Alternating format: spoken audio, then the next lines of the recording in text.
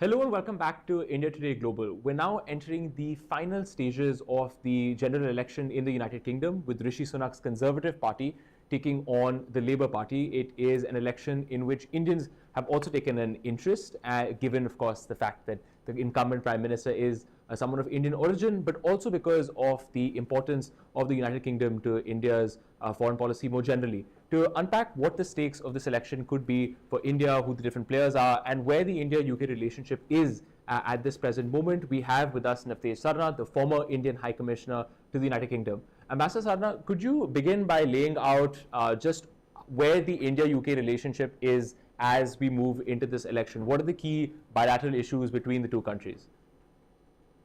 Well, India has major relationships with all the major players, and the United Kingdom is certainly one of the big players.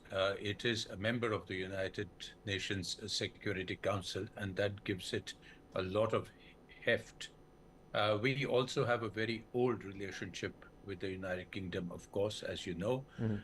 A lot of historical aspects to the relationship, including a lot of historical baggage of the relationship.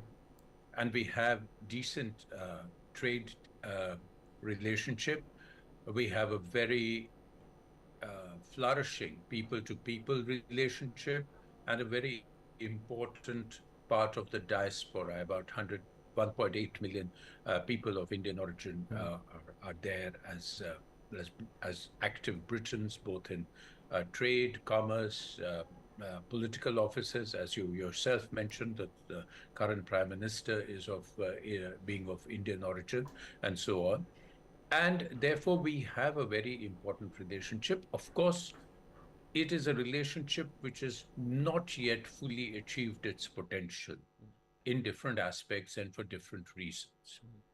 And it has been bogged down, as many would say, by some of the historical baggage. For instance, the Pakistan aspect, which comes into India-UK relations, a fair amount of market access, mobility issues which come into trade, and other problems which we can discuss as we go along. Absolutely. But this is where it stands. But I must say that there has been a great push in the last few years, particularly since 2021, when Boris Johnson, the then Prime Minister, and Prime Minister Modi upgraded this relationship to a comprehensive strategic partnership. And it was a strategic partnership as far back as 2004. And then 2021, it became a comprehensive strategic partnership. And they set out a roadmap for India-UK relations up to 2030. And an enhanced trade partnership was put into motion to double the trade by 2030. So and of course, there are the FTA negotiations, which have been going on for several years now, but with clear intention on both sides to push them to a conclusion. So this is where things stand at the moment. Understood, sir. So if I could ask you for a little bit of insight into the key players in the election. Of course, we'll start with the incumbent Prime Minister, Rishi Sunak, and the Conservative Party. Of course, the Conservatives have been in power for the last 14 years. A lot of the initiatives that you were mentioning, whether it's the free trade agreement, now lots more conversations on defense, a lot of those things have happened under the Conservative government. Could I ask you to give us some sense of how the Conservative Party has approached its relationship with India?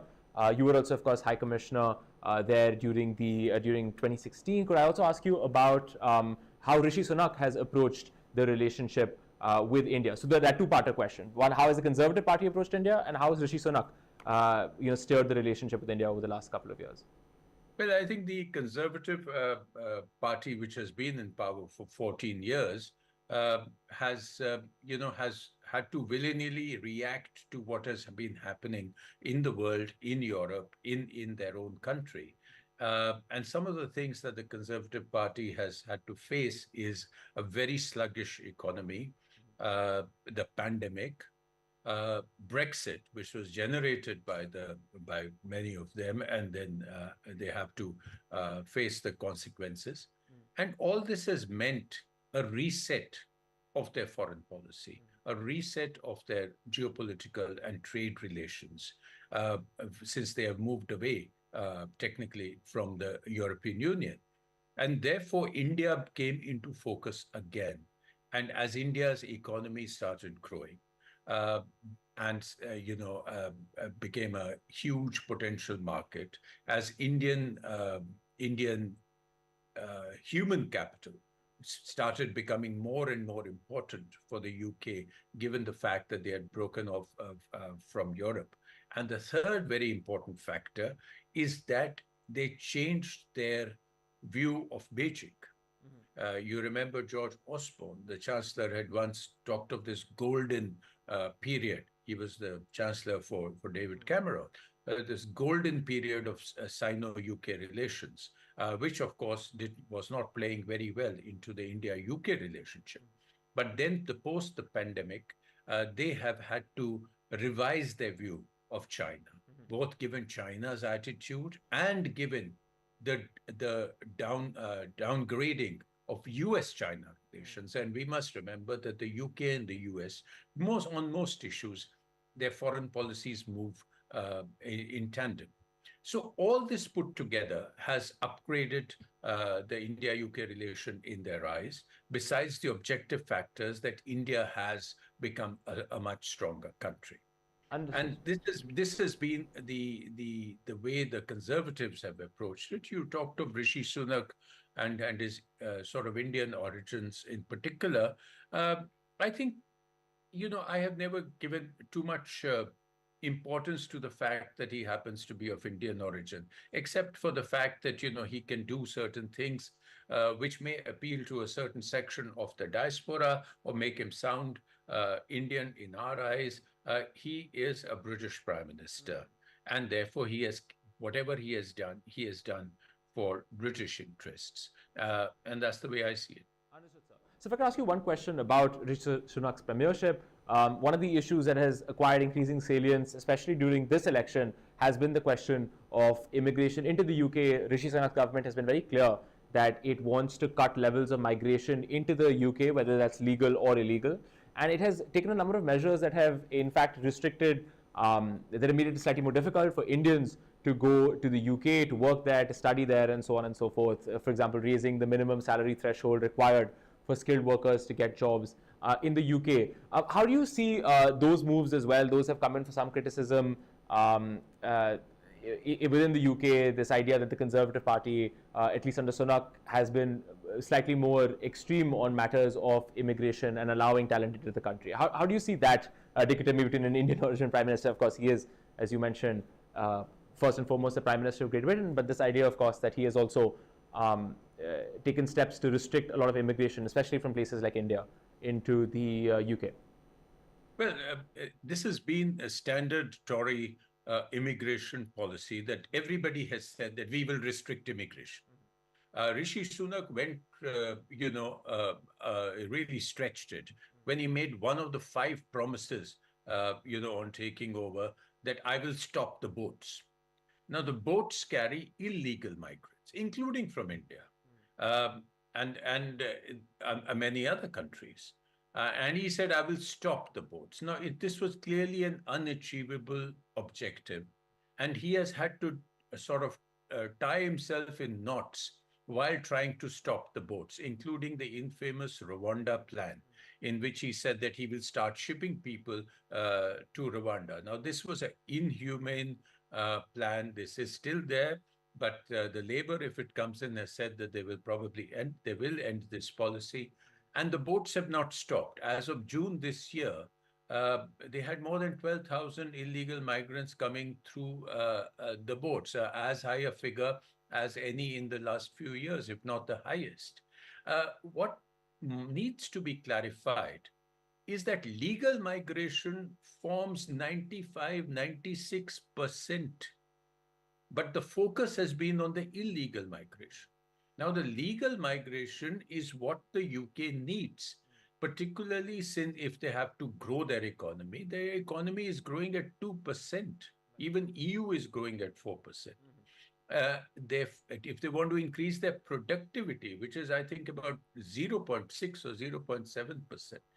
So they they need this legal migration, and they have been again in a place of great confusion, trying to square the circle of saying we are going to control immigration and yet make the economy work, and yet find ways and means of allowing legal migration and try to stop the illegal migration. So the media focus goes entirely on the illegal migration, which is a very small part.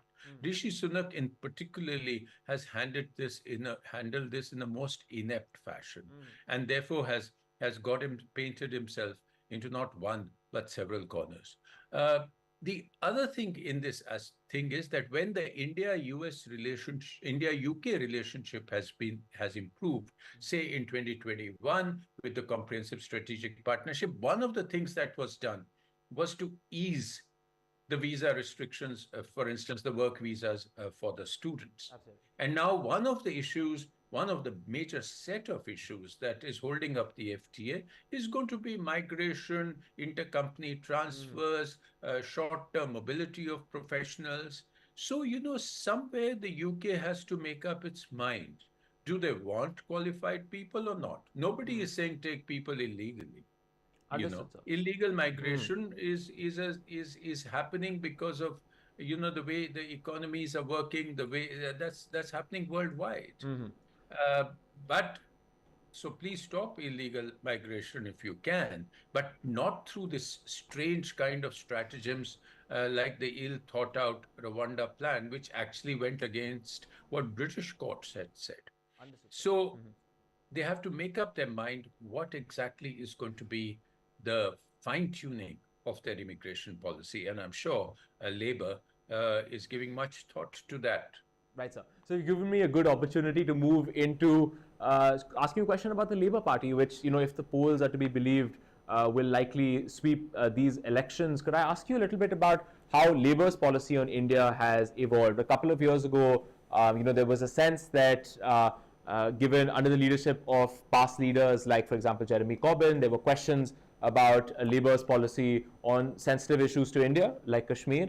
Now, of course, you see Labour has taken a very different policy. Its leaders have come out very strongly saying that it will not allow political issues, domestic political issues, to get in the way of the relationship between India and the UK. They have tried to assure India and Indians that they will try to take a stronger approach towards building a closer relationship with India. Could you tell us a little bit about how Labour's policy has changed on India, given that they, of course, seem likely to be forming the government in a week or so?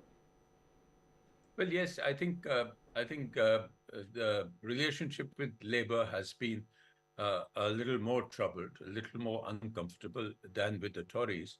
And I think in particularly issues of relating to Kashmir, as you mentioned, issues relating to perceived or real human rights abuses. All this have played into Labour politics and into the Indian diaspora politics in the United Kingdom. But I think Corbyn is not in the Labour anymore. And I think the present Labour leadership is making a very clear effort to distance themselves, particularly on India issues, from Jeremy Corbyn's stand. They have made it very clear that India is part of the reset of the global South. With the global South, India is part of the reset on climate policies. India is very much on their minds. If you notice, in the last few months, several members of the shadow cabinet of Labour have visited India, including David Lammy, who is expected to be the shadow foreign secretary. And they have made it clear in the interviews that they have given to the media that they very much are looking forward to resetting the relationship with India, to removing extremist views, to pushing the FTA, and to expand into areas like healthcare, technology, infrastructure, security.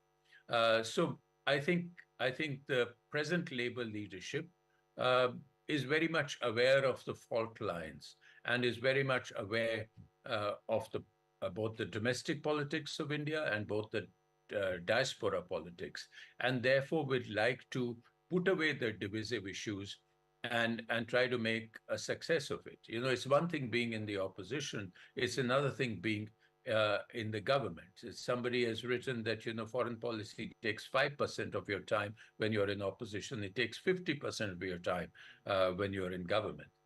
So I think you will see a reset. I believe, although I haven't really seen a confirmation or an announcement, of course, it's too early for an announcement, that first visit by David Lammy is expected in the first month of his tenure as Foreign Secretary, presuming everything goes in order. Understood, sir. So you also talked about, if I may ask you two last questions, you talked about some of the contentious issues between the two countries that have sometimes bogged relations down. Something that over the last year has acquired a lot more attention is the issue of Khalistan. There were attacks, of course, on the Indian High Commission in London in March last year. And there have been questions about, as there have been with several other Western countries, about the issue of sort of separatism and extremist groups being allowed a safe haven in a number of these countries. Do you think Khalistan has been one of those issues that has caused tensions between India and the UK in the past? Do you think both sides have handled that well so far? Yes, I don't think we should call the entire the activity of certain extremists as a major issue, which as if it is consuming the entire community. There is a lot of community in the United Kingdom, and most of them have no sympathy at all for this issue. There are extremist elements, and I think the Indian government has made it very clear that the United Kingdom government, whatever it may be, will have to take a very tough line on these. And I think the Labour statements show that they are very much aware of it. They said we do not have any sympathy for extremist views. I've seen interviews to that effect by some of the shadow cabinet members, and I think you'll see that play out. Understood, sir. And my final question to you is, because we've talked about how Labour, if it comes into government, has already sort of indicated that it is moving towards a much more positive relationship with India, shedding some of the baggages of the past. Do you think that the UK is also moving towards a sort of bipartisan consensus that we all sometimes talk about with America, that America has this bipartisan consensus that we want good relations with India, and therefore we don't become a domestic political issue? Do you think the same thing is true of the UK, that now moving forward, regardless of election results, both sides, both Labour and the Conservative Party, see that a good relationship with India is important? It is something on which you have bipartisan consensus. Do you think that's increasingly what we're going to see? Yes, I think you are moving towards a bipartisan consensus on India because of the situation of India as a geopolitical strategic partner, both to counter China and on its own strengths as a market, as an economic partner, as a strategic partner. And as the US and UK have both turned their eyes more towards the Indo-Pacific, India's relevance, India's importance also rises. The UK has distinctly turned, with the participation in the AUKUS, increasing maritime cooperation with India, increasing the possibilities of defense exercise. In fact, they've had exercises with India. But as there are security and strategic relationship increases, I think the fact that the interests converge, the bipartisan aspects will come up. It does not mean that our foreign policy, as in the case of United States, has to be absolutely identical to either of these countries. It will not be, it cannot be. And what is important is to create a broad enough relationship in which the differences, say the differences over Russia and Ukraine, for instance, can be absorbed. And we can then carry on the rest of the relationship without making it a one issue relationship, and understand where each other is coming from. I think that's where we are moving towards. Understood, sir. Ambassador Sarna, thank you so much for your time, for sharing your insights on the elections. Of course, we're heading to the polls in the UK on the 4th of July. Results, of course, will be out on the 5th, and then we'll know which of the two parties, so the Conservatives or Labour, will form the next government in the UK. But Ambassador Sarna there laying out the implications of the elections for India. Thank you so much for watching India Today Global.